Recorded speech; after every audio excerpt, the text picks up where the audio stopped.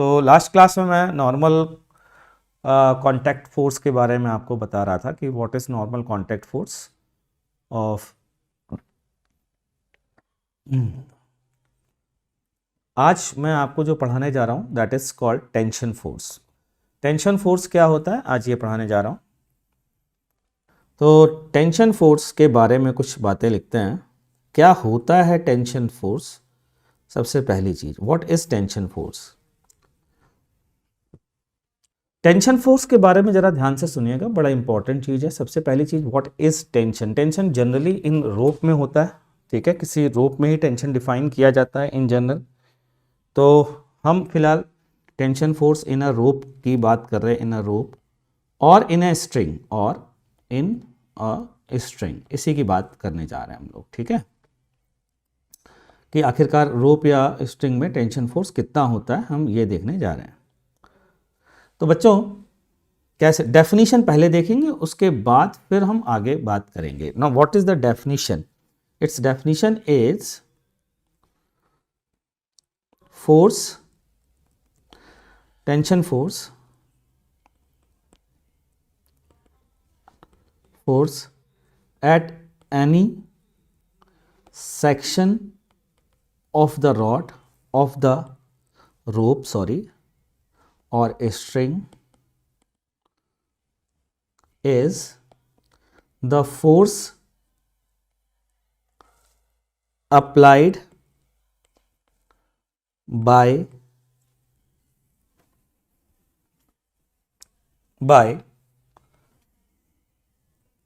the rope through that section। तो कोई भी रोप है, मान लीजिए ये पेन नहीं है, ये रोप है, ठीक है, इसमें अगर मैं ऐसे बाहर की ओर फोर्स लगाता हूँ और किसी ने कहा कि यार यहाँ पर टेंशन की वैल्यू क्या होगी, तो ये रही रोप, ठीक है, और मैं इस पर फोर्स लगा रहा हूँ, दोनों साइड से पकड़ करके खींच रहा हूँ एफ और एफ, और किसी बंदे ने पूछा बच्चों इस सेक्शन पर टेंशन की वैल्यू क्या होगी, ठीक है। तो इसका मीनिंग है force applied by the rope through this section. ये जो सेक्शन है इसके थ्रू ये रोप कितना फोर्स लगा रही है। तो ये देखने का तरीका बताऊं कैसे देखेंगे, देखना जरा ध्यान से, इसको देखेंगे कैसे। इसको देखने का तरीका बहुत सिंपल सा। इसको देखने का तरीका ये है कि जैसे मान लीजिए मैं नाम रख देता हूँ ए, बी और सी। बी पर वो सेक्शन है जहाँ पर हमको टेंशन निकालनी है, ठीक है। तो सबसे पहले ये बताओ इस पूरी रोप में नेट फोर्स 0 है तो एक्सीलरेशन 0 होगा कि नहीं होगा, ठीक। अब एक काम करते हैं, ये और ये है ए, ये है बी, ये है एफ और ये है टेंशन फोर्स, ये वाली न्यूटन्स थर्ड। अब आप लोग कहेंगे सर ये वाली रोप इस पर जो सेक्शन के थ्रू फोर्स लगाएगी वो है, या फिर ये वाली रोप इस वाली रोप पर इस सेक्शन के थ्रू लगाएगी ये है। तो आंसर है दोनों है, न्यूटन्स थर्ड लॉ से ये दोनों टेंशन फोर्स की वैल्यू सेम होगी बच्चों, होगी ना, ठीक है। तो ये टेंशन, ये एफ, इसको मैं टेंशन कह रहा हूं। इक्वेशन लिखिए, F minus T equals to mass times acceleration, लेकिन एक्सीलरेशन तो 0 है बच्चों। तो एफ टेंशन की वैल्यू कितनी आ गई, इस एफ के बराबर आ गई। अच्छा एक बात बताइए, अगर आपको मेरी ये बात समझ में आ गई है तो बताइए कोई और सेक्शन ले लूँ मैं, सेक्शन सी ले लूँ या सेक्शन डी ले लूँ, यहाँ पर टेंशन की वैल्यू क्या होगी, क्या आप बता सकते हैं बच्चों? यहाँ पर टेंशन की वैल्यू क्या होगी? बहुत इंपॉर्टेंट है टेंशन समझना, ये ध्यान रखिएगा वरना गड़बड़ हो जाएगा मामला। सेम होगी, अभय रंजन ने कहा सेम होगी, बिल्कुल सही बात है। आप सी ले लें, आप डी ले लें, आप ई ले लें, आप एफ ले लें, हर सेक्शन पर टेंशन की वैल्यू एफ ही होगी। कारण क्या है, अब मान लीजिए डी की बात करेंगे तो आप ए डी, इसका ये एफ ले लें और यहाँ पर टेंशन ले लें टी डी। फिर से इक्वेशन लिखेंगे, T D minus F, net force equals to mass times acceleration, Newton second law के हिसाब से। फिर से 0 आ गया तो टी डी की वैल्यू भी एफ आ गई, यानी कि हर सेक्शन पर टेंशन एफ होगा। क्लियर है बच्चों, समझ में आ गई बात, ठीक है। अब टेंशन के बारे में ना कुछ पॉइंट्स हैं इंपॉर्टेंट, वो बहुत इंपॉर्टेंट पॉइंट्स हैं, उनको हम लिख लेते हैं, फिर थोड़ी प्रैक्टिस करेंगे, ठीक है। Sir if force applied is different on each side, okay, अगर दोनों में अलग अलग फोर्स अप्लाई किया जाता है, आरओ का क्वेश्चन है, तो क्या होगा। आरओ क्या कह रहा है, ध्यान से सुनिएगा। आरओ कह रहे हैं कि अगर गुरुजी ये फोर्स F1 है, ये फोर्स F2 है, and F1 is greater than F2, ठीक, मान लेते हैं, और मान लेते हैं इस रोप का मास है m और लेंथ है l, और अब आपसे पूछा जा रहा है कि A B तो C पर टेंशन क्या होगा। अब अलग अलग पॉइंट पर अलग अलग होगा, कैसे निकालेंगे, पहले एक्सीलरेशन निकालेंगे। एक्सीलरेशन की वैल्यू क्या होगी, टोटल फोर्स कितना लग रहा है, F1 minus F2 by m। जिनको नहीं पता वो परेशान मत होइएगा, ठीक है, मैं इस क्वेश्चन को दोबारा से पूछूंगा, चिंता मत करिएगा बच्चों। हाँ, रोप का मास है आकाश, अदरवाइज हम दो डिफरेंट फोर्स मासलेस रोप पर नहीं लगा सकते। और फिर हम क्या करेंगे, फिर वैसे ही करेंगे जैसे बताया, ये ए ये सी, यहाँ टेंशन लिखेंगे, यहाँ F2 लिखेंगे, इसका एक्सीलरेशन पता चल चुका है, इक्वेशन लिखेंगे और टेंशन की वैल्यू निकाल देंगे पॉइंट सी पर, ठीक। इसको डिटेल में क्वेश्चन के फॉर्म में हम करेंगे थोड़ी देर बाद, निश्चिंत रहिएगा। अभी लेकिन आगे बढ़ते हैं ताकि मैं अपनी बात को समझा सकूं, ठीक है। तो अगली बात क्या है, मैं कह रहा था टेंशन के बारे में कुछ इंपॉर्टेंट पॉइंट्स, बहुत इंपॉर्टेंट पॉइंट्स, ध्यान रखिएगा। ये छोटी छोटी बातें हैं जो जेई में अक्सर पूछ ली जाती हैं और लोगों की बैंड बच जाती है। तो वो क्या इंपॉर्टेंट पॉइंट है, ध्यान से सुनिएगा। सबसे पहला important point, number 1, it is an electromagnetic force, magnetic force, तो it is an electromagnetic force. दूसरा, it always acts away from the system,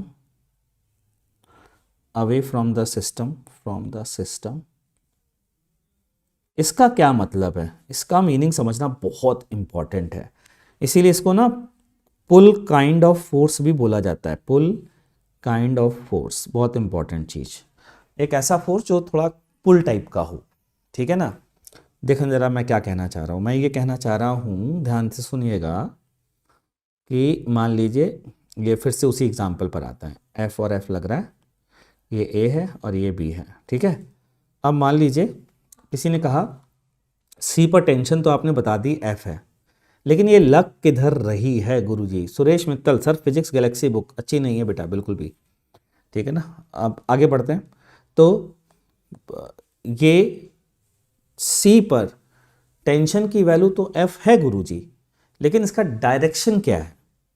तो आपका आंसर होगा नहीं बता सकते जब तक कि आप ये नहीं पूछते कि किस पर, आप सिस्टम किसको ले रहे हैं। तो अगर मैंने बच्चों सिस्टम लिया एसी को, अगर मैंने सिस्टम लिया एसी को सिस्टम लिया, ठीक है, तो जरा ध्यान से सुनना, तब डायरेक्शन क्या आएगा, यही मैंने लिखवाया है, ये है ए, ये है सी।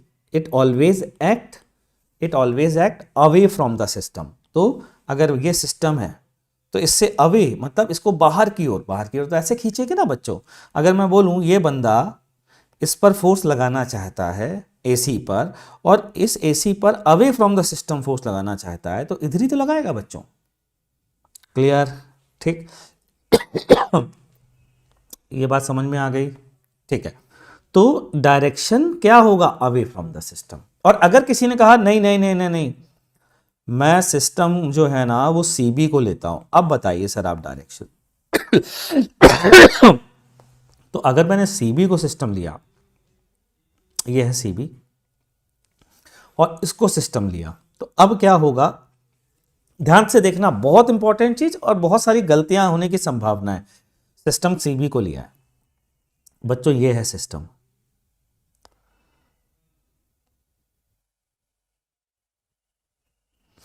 ठीक है, ये है, ये देखिए, ये सिस्टम। इस सिस्टम पर अवे फोर्स लगाने का मतलब क्या हुआ, बोलो, इसको लगाना है, ये जो आपको दिख रहा है ना, ये भाई साहब इस पर लगाना चाहते हैं और सिस्टम से अवे लगाना चाहते हो, तो इधर ही तो लगाएंगे। इसका मतलब सी पर फोर्स का डायरेक्शन ये होगा टी। तो ऐसे डायरेक्शन देखते हैं। और बहुत सिंपल सी बात है, ये बहुत हाईफाई बात नहीं है, बहुत हाईफाई नहीं है। जैसे मान लो मैं बोलता हूं तुमसे, एक धागा लिया, ये दीवार है, ये वॉल है, और मैंने यहां पर एक धागा लिया, ठीक है, यहां पर वॉल से एक धागे को बांध दिया इस दीवार से। अब ये बताओ बच्चों, इस धागे से क्या मैं दीवार को, इस वॉल को प्रेस कर पाऊंगा क्या? ऐसे खींच सकता हूं ना बच्चों। तो दीवार पर कैसा फोर्स लगा सकता हूं? पुल काइंड ऑफ फोर्स या फिर पुश काइंड ऑफ फोर्स। दीवार को धागे से मैं पुश तो नहीं कर सकता ना, पुल ही कर सकता हूं। आई बात समझ में? क्लियर है? यही मैं आपको बोल रहा हूं कि tension always acts away from the system. ये है मेरा इंपॉर्टेंट पॉइंट जो मैंने आपको लिखवाया है। तीसरा पॉइंट क्या है? जो डेफिनेशन है वो ऑलरेडी मैंने लिखवा दी है, वही आप उसे पॉइंट मान सकते हैं बच्चों। ठीक, आगे बढ़ें। चलिए, अब हम क्या करने जा रहे हैं, आपसे कुछ क्वेश्चन पूछेंगे, आप उनका आंसर देखिए दीजिएगा, ठीक है। तो क्वेश्चन है मेरा आपसे कि मान लीजिए ये एक स्ट्रिंग है, ये एक स्ट्रिंग है और ये ब्लॉक है मास m का। ठीक, ये पॉइंट A है, मतलब ये जो रोप है ये AB है। NSEJS और नेक्स्ट ईयर NSCP। आप किस क्लास में हैं अभाया, वो बताइए, फिर मैं बताऊंगा। तो मेरा क्वेश्चन सुनिएगा, direction of tension force at A on the rope, on the rope. Abhay Ranjan, अगर आप जेई के लिए तैयारी करते हैं, अगर आप चाहते हैं आप IIT जेई दें, तो मेरा मानना यह है कि आप NSEJS पे फोकस करिए ही मत, क्योंकि उसके लिए बायोलॉजी बहुत ज़्यादा वेटेज होता है। आप फोकस कर सकते हैं मैथ्स ओलंपियाड पे, आप फोकस कर सकते हैं फिजिक्स ओलंपियाड पे, आप फोकस कर सकते हैं केमिस्ट्री ओलंपियाड पर। मेरा सजेशन तो यही है। तो direction of tension force at A on the rope. Rope पर पॉइंट ए पर टेंशन फोर्स का डायरेक्शन किधर होगा, ये आपको बताना है। तो सबसे पहली बात, इट ऑलवेज एक्ट। इसको तीसरा पॉइंट चाहे तो आप लिख सकते हैं, एक थर्ड पॉइंट भी लिख सकते हैं यहां पर। It always acts along the rope. Away तो होता ही है सिस्टम से, अलोंग द रोप। तो अगर मैं पूछूं तुमसे यहां पर डायरेक्शन ऑफ टेंशन फोर्स ए पर, जो ए है ना उस पर टेंशन फोर्स का डायरेक्शन किधर है, कि किस पर, कि सिस्टम ए बी पर। तो away from the system, away from the system बोलो किधर हुआ, ये है सिस्टम ए बी, इससे अवे ऊपर की ओर होगा कि नहीं होगा, तो आंसर है अपवर्ड। काफी लोगों ने सही आंसर दिया है, ठीक है। अगर मान लीजिए क्वेश्चन पूछा जाए direction of tension force, direction of, ये सेकेंड क्वेश्चन है, direction of tension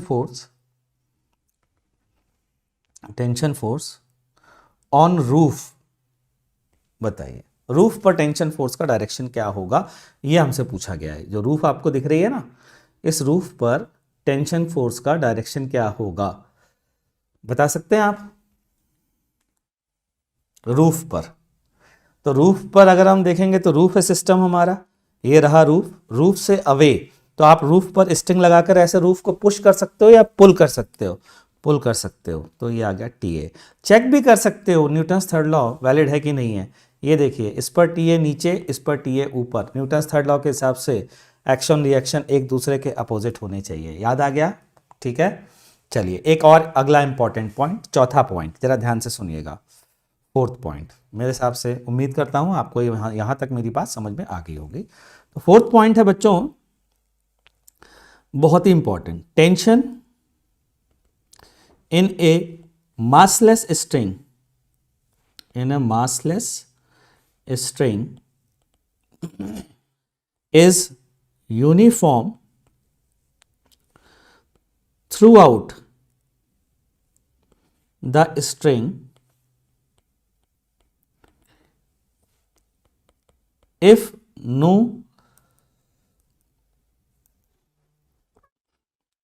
tangential force is acting on the rope on the string at any point, at any point.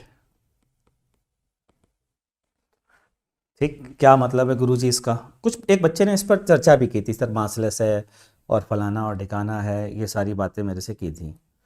तो एक्चुअल में है क्या, हम लोग इस बात को भी समझें कि हमारे सिलेबस में अगर कुछ नहीं बोला जाता है तो आइडियल स्ट्रिंग ली जाती है। तो लगे हाँ, तो आइडियल स्ट्रिंग की डेफिनेशन जान लेते हैं। आइडियल स्ट्रिंग पता है क्या होती है, बताते हैं। आपके सिलेबस में है आइडियल स्ट्रिंग का मीनिंग मासलेस, इनएक्सटेंसिबल। इन दोनों का तो मीनिंग समझ में बच्चा आ गया होगा, मासलेस, इनएक्सटेंसिबल। लेकिन तीसरे का मीनिंग अभी समझ में नहीं आएगा, बाद में बता दूंगा। एंड परफेक्टली, ये किस किताबों में लिखा भी नहीं रहता है, परफेक्टली इन इलास्टिक। इस पर भी मैंने एक जनरल देखा था और उस पर वीडियो बनाने जा रहा हूँ थोड़े दिनों बाद, तो आप देख भी सकते हैं। खैर, हम आगे बढ़ते हैं। आइडियल स्ट्रिंग मासलेस होती है। इनएक्सटेंसिबल का मतलब जिसको खींच नहीं सकते, एक्सटेंड नहीं कर सकते, जिसकी लेंथ कांस्टेंट रहती है। और परफेक्टली इनइलास्टिक का मतलब बाद में बताऊंगा जब मैं कोलिजन पढ़ाऊंगा। फिलहाल तो अभी इस चौथे पॉइंट का मीनिंग और इसका रीजन बताने जा रहा हूं, वाई, आखिरकार ऐसा क्यों होता है, क्या क्यों होता है, ये क्या चीज। Tension in A massless string, पहली चीज, tension in A massless string same होती है, पहला पॉइंट। ऐसा क्यों होता है गुरुजी? दूसरा पॉइंट कि no tangential force act on it, अगर टेंजेंशियल फोर्स लगेगा तो क्या होगा, ये भी तो बताइए, तो बताया ही नहीं आपने। तो देखते हैं, जरा ध्यान से सुनिएगा मेरी बात को, ठीक है बच्चों? चलिए, तो मेरी कहानी ये है कि मैं इसको प्रूफ करता हूं कि क्यों आखिरकार टेंशन हर पॉइंट पर सेम होगा। तो मैं लेने जा रहा हूं एक सरफेस, ये है सरफेस, हॉरिजॉन्टल सरफेस। यहां पर एक m1 मास का एक ब्लॉक ले रहा हूं बच्चों, ये एक रोप ले रहा हूं, ये m2 मास का एक ब्लॉक है, इस पर फोर्स लग रहा है F0, ठीक है। इस रोप को थोड़ा सा थिक बना देता हूं, लेकिन मासलेस है, ध्यान रखिएगा बच्चों, मासलेस रोप, मासलेस। या अब एक काम करते हैं, अब तो अपन ने लिख ही दिया आइडियल, तो दिस इज आइडियल स्ट्रिंग।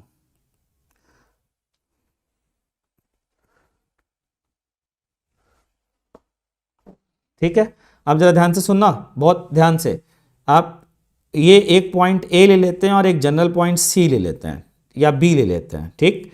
इस ए बी पर लगने वाले फोर्स देखते हैं। मैं बता चुका हूं, ध्यान से सुन लेना। अगर मैं ए बी को सिस्टम ले रहा हूं तो दोनों side tension force through the string जो फोर्स लगाती है उसे टेंशन फोर्स कहते हैं, और हमेशा अवे फ्रॉम द सिस्टम लगता है बच्चों। तो बी पर लगने वाला force away from the system इधर होगा और ए पर लगने वाला फोर्स इधर होगा। चलिए, तो मान लेते हैं ए पर टेंशन है टी ए और बी पर टेंशन है टी बी, नाम बढ़िया है ना। तो क्या इक्वेशन लिखते हैं हम लोग न्यूटन्स लॉ के हिसाब से, net force equals to mass times acceleration बच्चा पार्टी।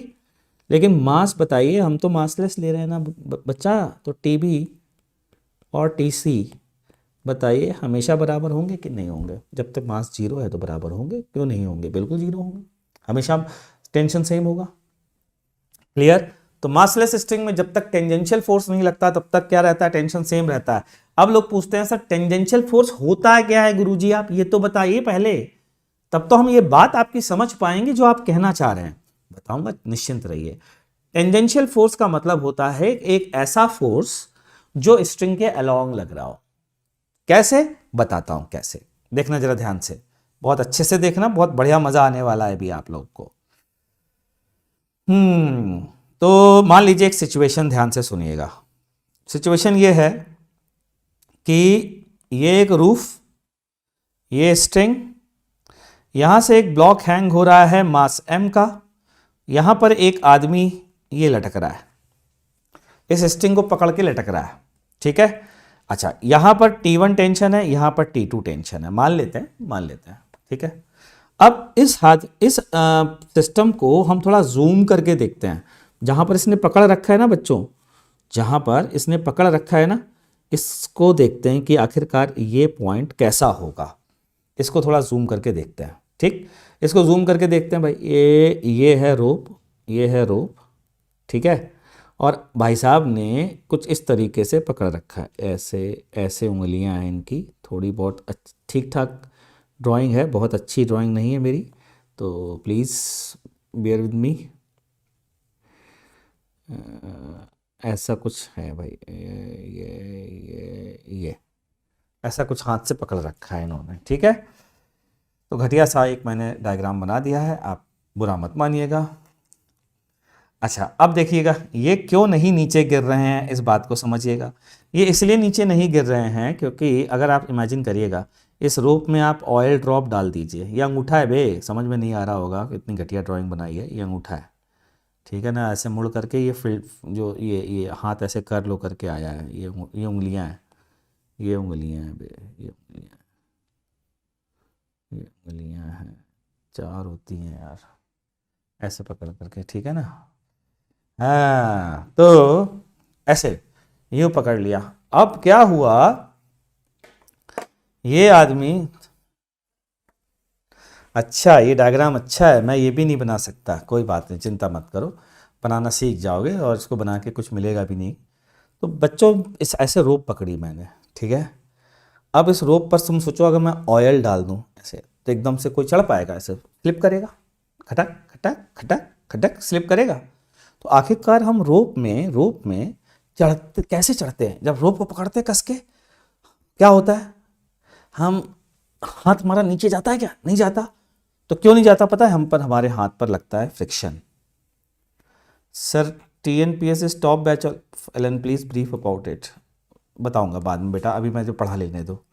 तो मैं क्या कर रहा हूँ, ध्यान से सुनना, ये रोप का अलग से डायग्राम बना रहा हूँ, हम इस पर लगा रहे हैं फ्रिक्शन नीचे की ओर, ठीक है, फ्रिक्शन फोर्स नीचे की ओर। अच्छा यहाँ पर टेंशन T1, ये वाला हिस्सा, ये वाला हिस्सा, ये हिस्सा, ये और ये हिस्सा, ये और ये हिस्सा मैंने यहाँ पर बनाया है, ठीक है। और नीचे की ओर T2, और यहाँ क्या लग रहा है FR। तो हम क्या लिखेंगे बच्चों, T1 बराबर FR प्लस T2, T1 बराबर FR प्लस T2। क्लियर है जी, समझ में आया, नहीं आया, क्यों नहीं आया, अरे T1 ऊपर, FR नीचे और T2 नीचे, क्लियर, समझ में आ गई बात, बढ़िया से समझना भाई। अच्छा अब आदमी क्यों नहीं गिर रहा है गुरुजी, आदमी मान लीजिए हवा में ऐसे पकड़ के लटका है, तो जरा आदमी के देखते हैं फोर्स। ये है आदमी भाई साहब, ये 2 पॉइंट, ये बीच की थ्रेड।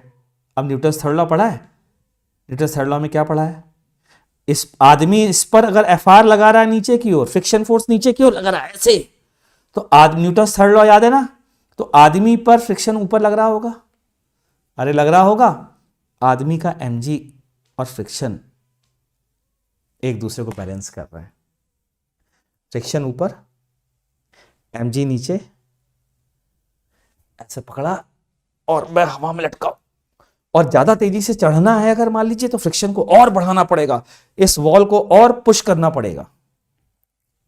क्लियर है ना बच्चों, नहीं समझ में आ रहा है। तो ये बताइए अगर फ्रिक्शन है, फ्रिक्शन mg के बराबर है, ये भी देख लिया आपने, है ना बराबर, तो फ्रिक्शन 0 नहीं है, अरे आदमी का तो मास होगा ना बे। तो बताइए T1 माइनस T2 बराबर 0 है क्या, नहीं है। तो टेंजेंशियल फोर्स किसे कहते हैं, पहली बात तो ये जो स्ट्रिंग के अलोंग फोर्स लगता है उसे टेंजेंशियल फोर्स कहते हैं, जैसे कि फ्रिक्शन स्ट्रिंग के अलोंग लग रहा है, हाथ से लगा रहे, ये हो गया टेंजेंशियल फोर्स।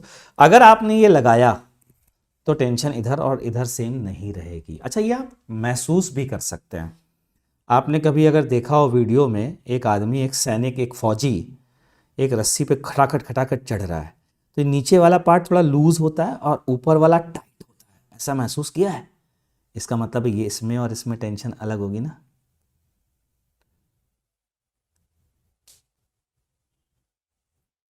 देखो चेक करो, याद करो, ऐसे नहीं यहाँ पर ढेर ऐसे ऐसे ऐसे, ऐसे रोप ऐसे रखी रहती है, ठीक है।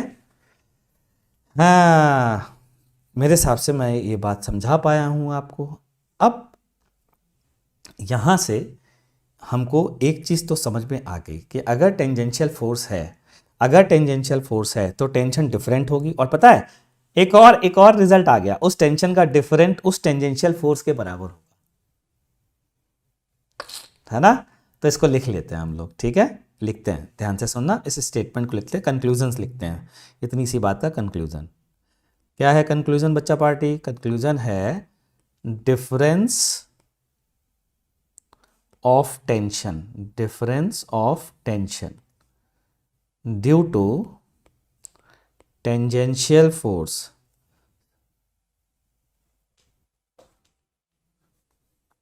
प्रीत बंसल, सब फ्रिक्शन की डायरेक्शन तो अपवर्ड होगी ना, किस पर, फिर से वही बात प्रीत, किस पर, मेन क्वेश्चन ये है किस पर पूछ रहे हो। अगर आप अपने ऊपर पूछ रहे हो तो फ्रिक्शन की ऊपर की ओर होगी, वरना वेट कौन बैलेंस करेगा आपका। और न्यूटन थर्ड लॉ से अगर फ्रिक्शन आप पर ऊपर लग रहा है तो आप रोप पर किधर लगा रहे होगे, नीचे, ठीक है ना। चलिए आगे बढ़ते हैं हम लोग। तो difference of tension due to tangential force, due to tangential force will be equal to that tangential force या मैग्नीट्यूड ऑफ टेंजेंशियल फोर्स। तो अगर आपने कभी स्ट्रिंग में टेंशन लगाया, टेंजेंशियल फोर्स लगाया, तो टेंशन का जो डिफरेंस होगा, टेंशन का जो डिफरेंस होगा वो उस टेंजेंशियल फोर्स के मैग्नीट्यूड के बराबर होगा। ठीक है भाई, क्लियर है, बात समझा पाया हूं मैं अपनी। अच्छा, तो बच्चों अब क्या है, हमने न्यूटन्स लॉज ऑफ मोशन तीनों लॉज तो देख लिए हैं, अब हम इसकी एप्लीकेशन देखने जा रहे हैं। लेकिन पता है हम एप्लीकेशन एकदम से बहुत हाईफाई एप्लीकेशन नहीं देख सकते, धीरे धीरे धीरे धीरे बढ़ेंगे हम लोग आगे। तो अभी हम जो सिर्फ देखेंगे ना, वो करेंगे सिर्फ और सिर्फ एनालिसिस ऑफ ट्रांसलेशनल मोशन। क्या करेंगे, एनालिसिस ऑफ ट्रांसलेशनल मोशन। तो पता है आपके दिमाग में क्वेश्चन क्या आएगा, गुरुजी ये ट्रांसलेशनल मोशन क्या होता है ये तो बताओ, तब उसकी एनालिसिस करना। बात सही है भाई। तो ट्रांसलेशनल मोशन की पहले डेफिनेशन पढ़ लेते हैं बच्चों, है ना, और फिर उसकी एनालिसिस कर लेंगे। चलिए तो डेफिनेशन पढ़ते हैं। What is translational analysis motion, translational motion, translational motion, जरा ध्यान दीजिए भाई लोग। डेफिनेशन, बाय डेफिनेशन बहुत इंपॉर्टेंट होते हैं फिजिक्स में, बहुत इंपॉर्टेंट, और लोग इनको कॉमन सेंस से याद रखते हैं। अरे मतलब सर, मतलब वैसा हो तो हो जाएगा, मतलब वैसा नहीं बच्चों, बहुत इंपॉर्टेंट है। अगर आपको बहुत स्ट्रांग बनना है ना फिजिक्स में, तो आपको डेफिनेशन सिर्फ रट्टा नहीं मारनी होगी, ना ना ना, रट्टा मारोगे तो और नुकसान है, समझना होगा डेफिनेशन को। तो अपने आप तुम्हारे मुंह से डेफिनेशन निकलेगी स्टेटमेंट के फॉर्म में, हिंदी में बोलो, कोई ज़रूरी नहीं इंग्लिश में बोलो, लेकिन डेफिनेशन तो डेफिनेशन ही है यार, उसका थोड़ा ध्यान रखिए, ठीक है। तो क्या है definition, motion in this kind of motion, in this type of motion, in this type of motion, in this type of motion,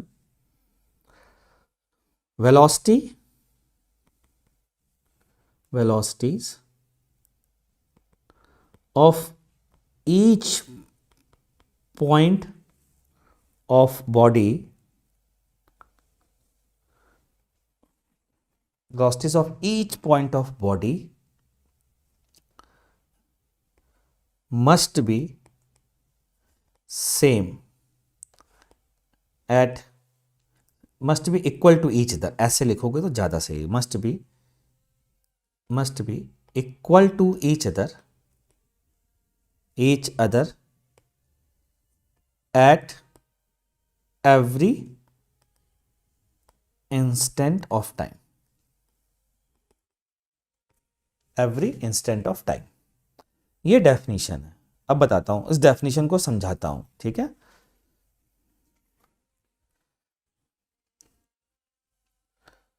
क्या है समझाने जा रहा हूं, ध्यान से सुनना। ट्रांसलेशनल मोशन क्या है, मान लीजिए ये कोई बॉडी है, मान लीजिए ये कोई बॉडी है, ठीक।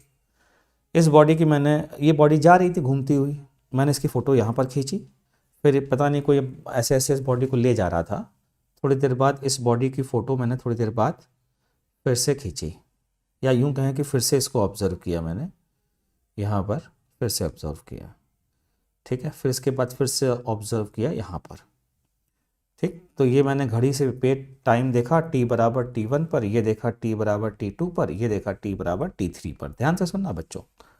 तो जब मैंने यहाँ पर देखा और एक पॉइंट की वेलोसिटी मैंने देखी, तो ये v1 है। अभय रंजन बेटा, आपका मैं डाउट बताऊंगा अलग से, है ना, अभी इसका डाउट मैं बताऊंगा तो सब गड़बड़ हो जाएगा बच्चा पूरा।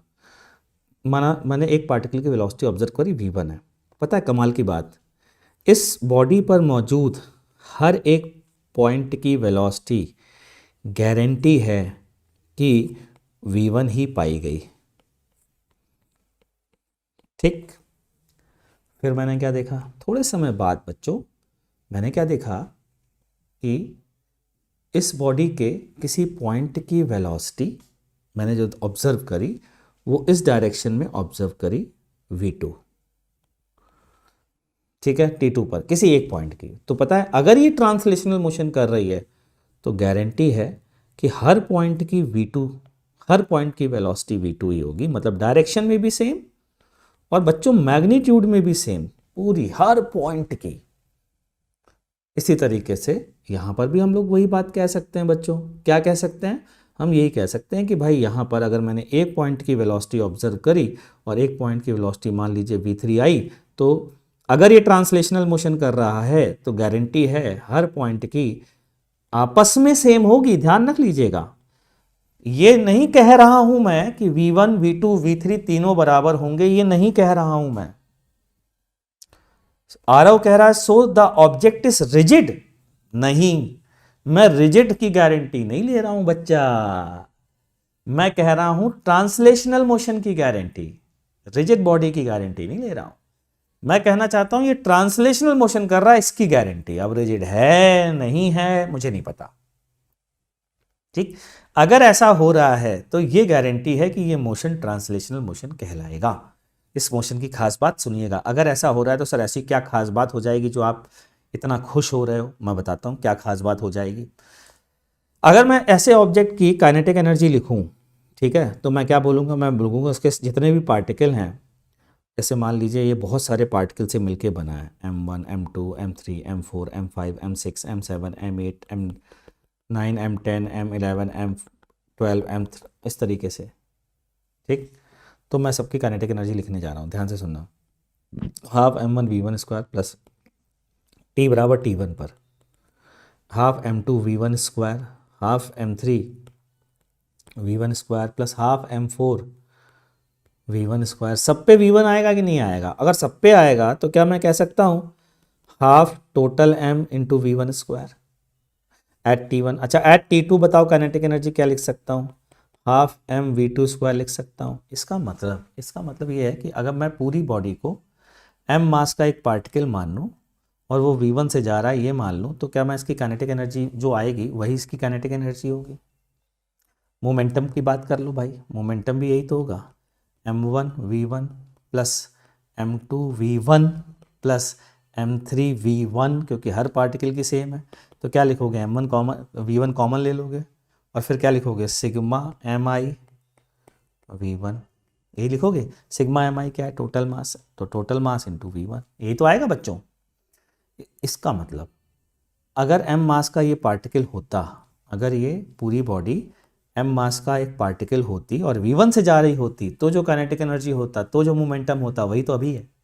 इन द सेम वे अगर इसको m मास के पार्टिकल में कन्वर्ट कर दें और v2 से फेंक दें तो इसका मोमेंटम और काइनेटिक एनर्जी सेम आएगी।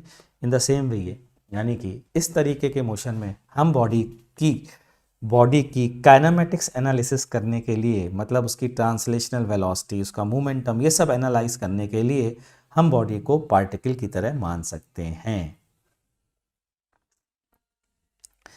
इन दिस केस, हाँ, तो in this case, in this type of motion, in this type of motion, हाँ बेटा, लेक्चर के साथ नोट्स बनाने बहुत जरूरी हैं, जरूर से बनाओ। In this type of motion body can be treated, body can be treated as particle, as particle। ठीक, ये हो गया। अब हम क्या पढ़ने जा रहे हैं बच्चों? अब हम पढ़ने जा रहे हैं, ठीक है, ट्रांसलेशनल मोशन समझ में आ गया। इस चैप्टर में हम ट्रांसलेशनल मोशन की ही एनालिसिस करेंगे using Newton's laws of motion. Newton's laws of motion का यूज करके एनालाइज करेंगे हम पूरे के पूरे चैप्टर में। क्या? मोशन की। कौन से मोशन की? हर तरीके के मोशन की एनालिसिस नहीं, केवल ट्रांसलेशनल। मतलब अगर नहीं भी बताया गया है तो भी हम ट्रांसलेशनल मोशन ही मानेंगे। कि मतलब आप क्या कहना चाहते हैं सर? खुल के बताइए जरा। देखिए सर ये कहना चाहते हैं बच्चों कि अगर मान लीजिए इस चैप्टर में एक सर ट्रीटेड एज पार्टिकल, मतलब ट्रीटेड एज पार्टिकल का मतलब टू, जैसे मैंने यहां पर बताया था, to calculate momentum we can treat it as a particle, to calculate kinetic energy we can treat it as a particle. ये है इसका मतलब। तो नोट्स खुद से बनाइए बच्चों, खुद के ही नोट्स काम आते हैं, सर के नोट्स काम नहीं आते हैं, हमेशा ध्यान रखिएगा। मान लीजिए मैंने यहाँ पर एक इस धागा बांध दिया, ठीक है, और इस धागे को पकड़ करके मैं खींच रहा हूँ। इस धागे को पकड़ करके मैं जो है ना, ये चीज़ जो है पकड़ करके खींच रहा हूँ। आप, ये मेरा हाथ है और इसको, इस धागे को पकड़ करके मैं खींच रहा हूँ, ऐसे पकड़ कर खींच रहा हूँ। तो ऐसा फील आता है ना कि गुरुजी ये ऐसे ऐसे इस तरीके से ये घूम भी तो सकता है। तो घूम सकता भी होगा ना, तो भी इस चैप्टर में हम ये नहीं मानेंगे कि ये घूम सकता है, हम ये मानेंगे ये सीधा सीधा चलेगा। क्यों? क्योंकि हम ट्रांसलेशनल मोशन की एनालिसिस करने जा रहे हैं, इसलिए। ठीक है, तो एनालिसिस हेडिंग डालते हैं, analysis of translational motion using Newton's laws of motion। फटाफट नोट्स साथ साथ बनाइएगा, जहां हेडिंग है वहां हेडिंग होनी चाहिए आपके पास। और बल्कि मैं जो लिखवा रहा हूं आप उससे ज्यादा लिखें। नोट्स कैसे बनाए जाते हैं बच्चों पता है? कई बार कई बच्चे, जो मैं बताऊं खासकर टॉपर बच्चे क्या करते थे, जब मैं बोलता रहता हूँ तो जो मैं अगड़म सगड़म जो बोलता हूँ ना, वो बहुत तेजी से लिखते जाते हैं, चाहे वो हिंदी इंग्लिश किसी में भी हो। तो नोट्स अच्छे बनाइए, 2 साल बाद या 1 साल बाद या 1.5 साल बाद आपको इसी से पढ़ना होगा। तो ना स्टेप्स में एनालिसिस कैसे करते हैं, स्टेप्स फॉलो करते हैं। तो स्टेप्स जो हमें फॉलो करने हैं एक एक करके वो समझते हैं। कौन कौन से स्टेप्स हैं बच्चों, जरा समझने का प्रयास करते हैं। Step number 1, define the system. Define the system, define the system, number 1 step. क्या होता है भाई डिफाइन द सिस्टम में? क्या पढ़ेंगे गुरुजी? हम बताता हूं क्या पढ़ेंगे। A system, a system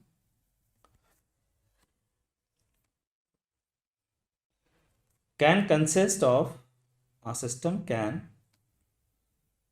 consist of one or more than one bodies, but it should follow, क्या follow? Condition of translational motion,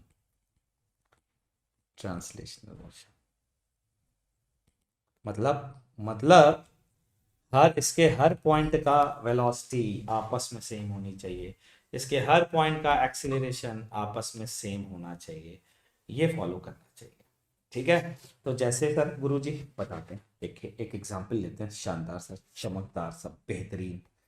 मान लीजिए ये एक, अरे पेनवा चेंज करते हैं थोड़ा सा, ये एक टेबल है, ठीक है, इस टेबल में एक ऐसे पहिया लगा दिया जिसको बोलते हैं पुली। यहाँ पर धागा आया, इस धागे से एक ब्लॉक बंधा है, इस धागे से और ये धागा आगे गया, एक और ब्लॉक बंधा है, इसके ऊपर एक और ब्लॉक रखा है, ये ए है, ये बी है, ये सी है। अच्छा जी, फिर ये टेबल नीचे गई और फिर ये आगे चली गई। ठीक है। अच्छा, ये धागा नीचे गया, यहाँ पर एक और ब्लॉक है, ए बी सी हो गया तो डी बचा, डी आया। यहाँ पर फिर से एक पुली ले ली बच्चा, फिर से एक पुली ले ली और फिर से एक ब्लॉक लगा दिया ई। और यहाँ पर एक रोप से ये भाई साहब जो हैं इनके दो बाल निकाल देते हैं। थोड़ी सी गड़बड़ बन गई, दो बाल हैं कि मान लीजिए। ठीक है। और ये खींच रहे हैं आगे की ओर, जिसके कारण से ये इस साइड जाता जाता है। स्ट्रिंग वैसी है आइडियल, जैसी मैंने बात की थी, इनएक्सटेंसिबल, खींच नहीं सकती। And there is no friction, friction is nowhere, friction is nowhere, friction is nowhere. बालों की भारी कमी इनके पास। ठीक है बच्चों। हाँ जी, दो बाल उड़ा दिए मैंने, बेईमानी नहीं की है, थोड़े से बाल तो रखे हैं। थोड़ा आंखें वाँखें गायब हैं, तो आप चाहें तो ये एक आंख दे सकते हैं इनको, ऐसा मुस्कुराता हुआ चेहरा दे सकते हैं, बहुत सारी चीज़ें हो सकती हैं। ये और ऐसे नाक हो सकती है, और थोड़ा सा ऐसे स्माइली फेस, खुश हैं ये बहुत ज़्यादा। बाल इनके दो उड़े हुए हैं और ये थोड़े से खुश भी हैं। अच्छा, अब हम आते हैं मुद्दे पर। Friction is nowhere. ठीक है, फ्रिक्शन कहीं भी नहीं है। ओके। तो बच्चों अब आपसे पूछता हूँ, क्वेश्चन पूछूंगा, आंसर बताइएगा। हम किसको सिस्टम ले सकते हैं? ठीक है। सबसे पहले केवल ए को सिस्टम ले सकते हैं, केवल बी को ले सकते हैं, केवल सी को ले सकते हैं, केवल डी को ले सकते हैं, केवल ई को ले सकते हैं। सबका आंसर है यस।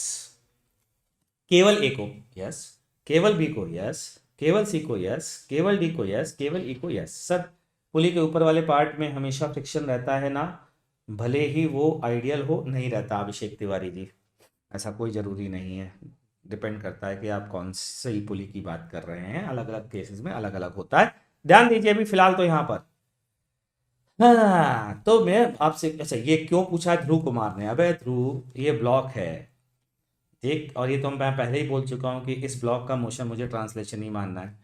तो केवल ए अगर लेंगे तो सिस्टम तो ले ही सकते हैं, केवल बी लेंगे तो सिस्टम तो ले ही सकते हैं, केवल सी लेंगे तो ये मानना है इसके सारे पॉइंट सेम वेलोसिटी से चलते हैं, तो इसको सिस्टम लेने में क्या दिक्कत है? ठीक है भाई। If sir if there is no friction then वो खींच ही नहीं पाएगा। अरे वाह मेरे शेर, वाह, बहुत अच्छा, शाबाश शौर्य भार्गव, बहुत प्यारी बात तुमने बोली है, मेरा दिल खुश कर दिया है, और तुम बहुत ही कंसंट्रेट होके पढ़ रहे हो, मुझे बहुत खुशी हुई। तो ये मान लीजिए कि सिर्फ यहाँ पर फ्रिक्शन मौजूद है खींचने के लिए। ठीक है, सिर्फ खींचने के लिए फ्रिक्शन मौजूद है। ठीक, और कहीं भी फ्रिक्शन नहीं है, ए और बी के बीच में फ्रिक्शन नहीं है, नहीं है, नहीं है, नहीं है, नहीं है। ठीक, चलिए आगे बढ़ते हैं। अब क्या है बच्चों, हुआ क्या, जब ये खींच रहा था तो ये नीचे जाएगा, ये इधर जाएगा, ये भी ए आगे जाएगा। ठीक है। बी बताइए, बी पर कोई हॉरिजॉन्टल डायरेक्शन में फोर्स लगेगा क्या? बताइए, सोचिए सोचिए, बी पर कोई हॉरिजॉन्टल डायरेक्शन में फोर्स लगेगा क्या?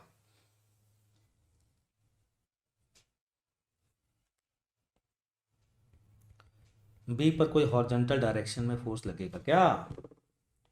नहीं लगेगा, क्योंकि फ्रिक्शन ही लग सकता था, वो है नहीं। तो मैं क्वेश्चन पूछ रहा हूँ। ठीक है। अरे भाई, अरे शाबाश, बहुत बढ़िया भाई, मज़ा आ गया आज तो।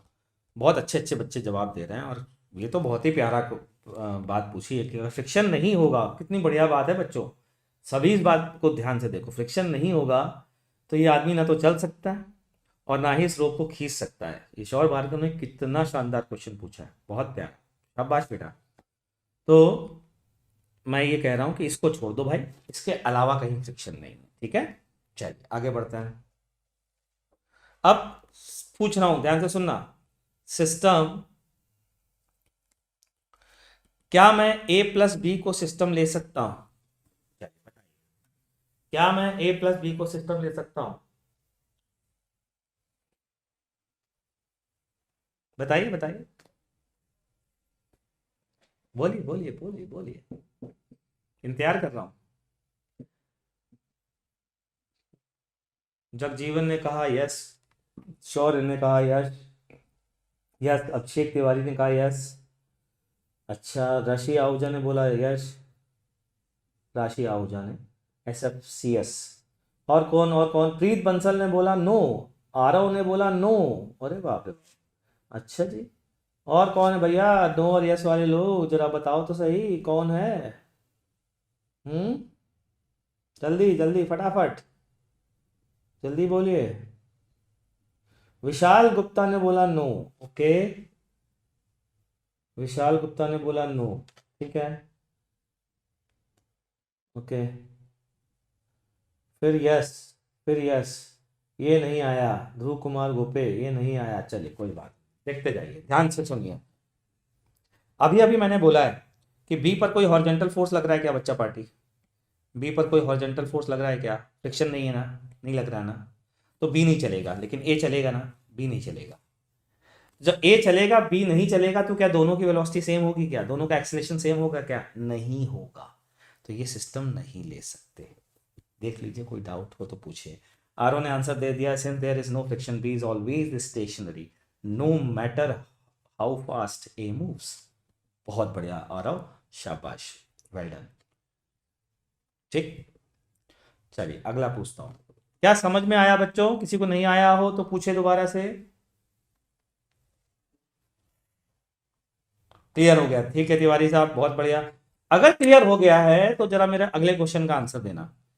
क्या ए प्लस सी को सिस्टम ले सकता है? क्या मैं ए प्लस सी को सिस्टम ले सकता हूं? बोलिए बोलिए बोलिए। क्या मैं ए प्लस सी को सिस्टम ले सकता हूं? बोलिए फटाफट, चकाचक, जल्दी से। मजा आने वाला है, क्या बात है, बहुत बढ़िया। यस, क्या बात है भैया, देख लो यार, गलती नहीं होनी चाहिए। शाबाश बच्चों, ए प्लस सी को ले सकता है। चलिए अच्छा, अगला अगला अगला। ए प्लस बी प्लस सी, क्या इसको सिस्टम ले सकता है? देखो देखो तो, जल्दी बोलो जल्दी बोलो जल्दी बोलो। ए प्लस बी प्लस सी, क्या इसको सिस्टम ले सकता है? बोलिए बोलिए बोलिए बोलिए। A plus B plus C, क्या भैया इसको सिस्टम ले सकते हैं? No, no, no, no. अरे बच्चे तो बहुत होशियार हो गए हैं यार। बहुत बढ़िया, शाबाश, इसको नहीं ले सकते। चल चल चल, कोई कोई कोई कोई बात नहीं, कोई बात नहीं। अगला क्वेश्चन, अगला क्वेश्चन, आगे बढ़ो आगे बढ़ो। हाँ, अच्छा चलो देखते हैं कितने लोग बता पाते हैं। इसको हटा देता हूँ, मतलब इसको ये मत सोचना कि फ्रिक्शन आ गया है, मतलब जगह नहीं मेरे पास इसलिए ऐसे किया है। चलो बताना। ए सी प्लस डी को सिस्टम ले सकता है? सी प्लस डी को, बोलो बोलो बोलो बोलो बोलो बोलो बोलो। सी प्लस डी को, सी प्लस डी को सिस्टम, जल्दी बोलो। सी प्लस डी, बोलो बोलो बोलो बोलो जल्दी से, जल्दी जल्दी जल्दी से। C plus D, C plus D, C plus D, बोलिए। C plus D, C plus D को सिस्टम ले सकते हैं क्या? न, न, न, न, त, त, त, न, न, त, त, त। देखो, इसमें थोड़ा अलग आंसर आ रहा है। शौर्य भार्गव ने बोला यस, आरव ने बोला नो, आकाश ने बोला यस, एसके ने बोला नो, प्रीत बंसल ने बोला यस, जगजीवन ने बोला यस, अभिषेक तिवारी ने बोला नो, राशि आहूजा ने बोला यस, ध्रुव कुमार ने बोला यस, विशाल गुप्ता ने बोला यस, आकाश ने बोला यस। अच्छा चलिए, अभी एक हिंट देता हूं, आप सब लोग सही आंसर बताओगे। ये बताओ बच्चों, वेलोसिटी एक वेक्टर क्वांटिटी है या स्केलर क्वांटिटी है? वेलोसिटी एक वेक्टर क्वांटिटी है, स्केलर क्वांटिटी? तो वेलोसिटी वेक्टर क्वांटिटी है, ठीक है। अगर मैं कहता हूं बच्चों वेलोसिटी सेम होनी चाहिए, अगर मैं कहता हूं वेलोसिटी सेम होनी चाहिए, तो डायरेक्शन में भी सेम होनी चाहिए या सिर्फ मैग्नीट्यूड में सेम होने से काम चल जाएगा? अब आंसर बताइए। क्या अब सी प्लस डी को सिस्टम ले सकते हैं? बताइए बताइए बताइए बताइए। नालायको, ये डायरेक्शन वेलोसिटी का इधर है, ये डायरेक्शन इधर है, तो क्या ये दोनों वेलोसिटी सेम कहलाएंगी? क्या नहीं कहलाएंगी, तो नहीं ले सकते। अच्छा चलो एक और पूछते हैं, देखते हैं। बताना बताना बताना बताना, मजा आ रहा है, बहुत मजा आ रहा है, देखना जरा ध्यान से। एक और क्वेश्चन हो जाए, चलो बताओ। ए प्लस सी प्लस ई, देखते हैं कितने लोग बताते हैं। ए प्लस सी प्लस ई, बोलो बोलो बोलो बोलो बोलो बोलो बोलो। ए प्लस सी प्लस ई, इसको सिस्टम ले सकते कि नहीं? आसान नहीं बता सकते। देख बेटा, मैं बताता हूँ क्यों ले सकते हैं, ध्यान से सुनना। देख, अगर इसकी वेलोसिटी वी है तो इसकी भी वी होगी, क्योंकि स्ट्रिंग से बंधा हुआ है, ठीक है। ये और स्ट्रिंग खींच नहीं सकती, इनएक्सटेंसिबल है। ये स्ट्रिंग की लेंथ भी नहीं बढ़ सकती, ये वाले स्ट्रिंग की लेंथ नहीं बढ़ सकती, तो गारंटी है ना कि इसकी वेलोसिटी भी वी होगी। बस यही तो कंडीशन है कि सारी बॉडीज की सेम वेलोसिटी होनी चाहिए, सेम एक्सेलेरेशन होना चाहिए। मतलब देखो जरा, डायरेक्शन में और मैग्नीट्यूड में क्या ई की, सी की और ए की, क्या तीनों की वेलोसिटी हमेशा सेम होगी? आंसर है यस। क्लियर है? इसलिए A plus C plus E भी सिस्टम लिया जा सकता है। ये हुई ना बात, ठीक। तो ये था बच्चों first step, step number 1, step number 1। अब आते हैं स्टेप नंबर 2 पर। स्टेप नंबर 2 देखते हैं क्या है स्टेप नंबर 2। तो स्टेप नंबर 2 है फाइंड द मीनिंगफुल सराउंडिंग। हाँ, सराउंडिंग को एक और नाम से जाना जाता है और उसको आप मीनिंगफुल एनवायरनमेंट भी कह सकते हैं, इसमें कोई दिक्कत नहीं है। ऑफ द सिस्टम फाइंड करिए मीनिंगफुल एनवायरनमेंट। अब सर ये क्या होता है गुरुजी, ये तो बताइए, मीनिंगफुल सराउंडिंग या एनवायरनमेंट क्या होता है। इस चैप्टर में तेरा ध्यान से सुनना, मीनिंगफुल एनवायरनमेंट 2 टाइप के होते हैं, 2 तरीके की सराउंडिंग्स होती हैं, 2 टाइप्स ऑफ सराउंडिंग 2 तरीके की। पहली सराउंडिंग, ध्यान से सुनना, पहली होती है which are in contact with the system, पहली ये होती है। दूसरी होती है those which are responsible to produce field in which system is kept। इसको लिखिए जल्दी से फटाफट, बहुत इंपॉर्टेंट चीज है ये। अगर आप ये सीख गए तो सब कुछ सीख जाएंगे और जीवन में कभी गलती नहीं करेंगे। 2 टाइप्स ऑफ सराउंडिंग, पहला which are in contact with the system, दूसरा those which are responsible to produce field in which system is kept। मतलब सर जी कि मतलब जरा समझाते हैं, ध्यान से सुनिएगा। मतलब ये है कि ये पेंसिल है, ठीक है, ये पेंसिल है, ठीक। अब ये पेंसिल अर्थ की ग्रेविटेशनल फील्ड में रखा है। किस में रखा है? अर्थ की ग्रेविटेशनल फील्ड में रखा है। तो अर्थ एक सराउंडिंग हो गया। दूसरा सुनिएगा, दूसरा है हाथ और पेन के कांटेक्ट में मेरे हाथ हैं,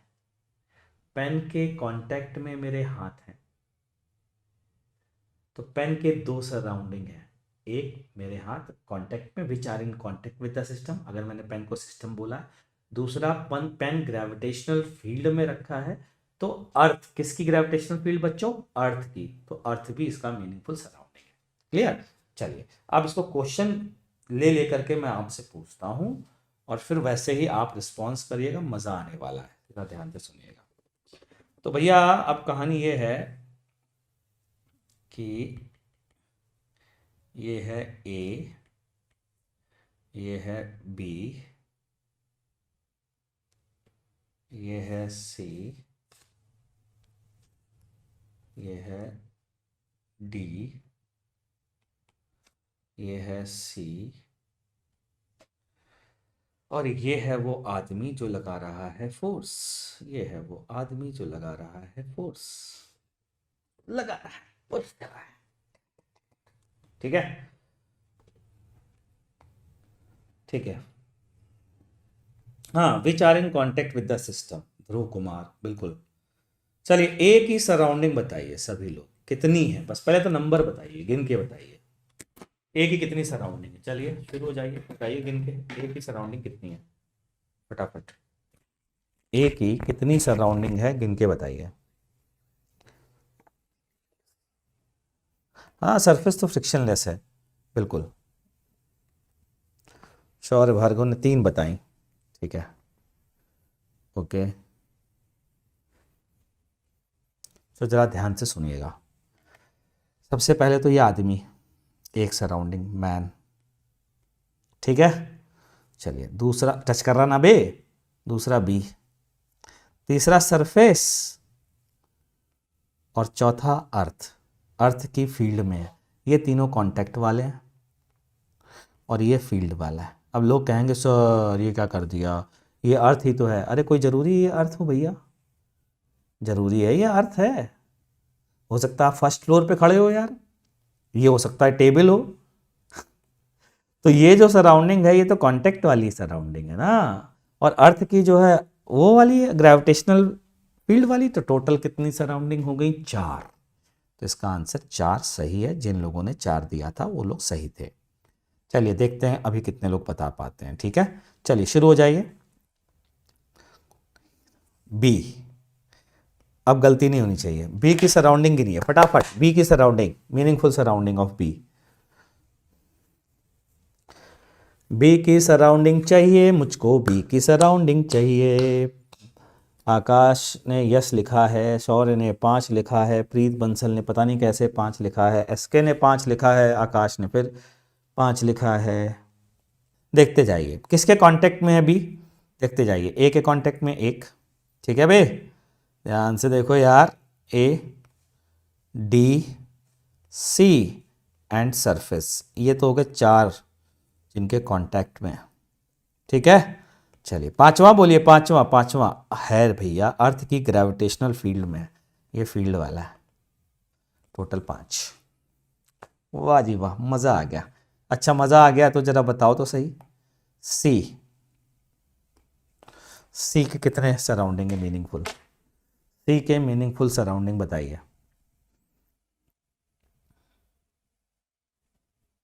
सी के मीनिंगफुल सराउंडिंग बताइए। तो भाई कांटेक्ट में कौन है यार? बी है। और कौन है यार? सरफेस है। और कोई कांटेक्ट में है क्या? नहीं है। चलिए आगे बढ़िए। किसकी फील्ड में रखा है? अबे अर्थ की फील्ड में रखा है, हो गया ना। 3, 4 नहीं 3। अच्छा जी, तो एक ही बचा, आप समझ गए होंगे कौन सा। डी के बारे में क्या ख्याल है? कितने? D D D D D D D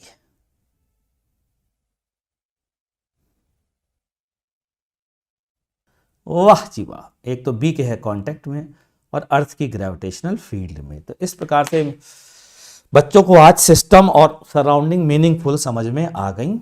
बहुत ही मज़ा आया आज तो। अगर आपको ये समझ में आ गई ना तो न्यूटन्स लॉ आप लोग फोड़ने वाले। बस एक काम ध्यान रख लेना, नेक्स्ट क्लास के लिए बता दे रहा हूँ। वेक्टर में component method of vector addition and triangle rule of vector addition revise करके आ जाना भाई जी, या polygon law of vector addition, जो भी उसे कहते हो तुम लोग। तो एक तो वेक्टर एडिशन और कंपोनेंट मेथड वेक्टर एडिशन का ये पढ़ के आ जाना, मज़ा आ जाएगा तुमको। नेक्स्ट क्लास में सारे क्वेश्चन खड़गड़ गड़ हो जाना शुरू हो जाएंगे बड़ी बड़ी किताबों के।